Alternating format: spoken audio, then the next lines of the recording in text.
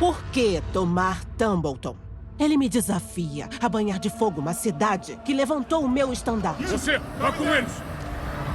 Ele quer, de alguma forma, o apoio deles? Devemos esconder nossas intenções e melhor presumir que eles são leais apenas a si mesmos. São de Riverlands. Eu odeio esse povinho de lá. Temos que pagar os soldados, senão viveremos um caos. Nomeiem um mestre da moeda. Em breve, o povo descobrirá que temos poucos recursos. Podem pôr nele a culpa. Procuramos o príncipe Aemond. Se sabe de seu paradeiro, aconselho que não o esconda. Pelos deuses.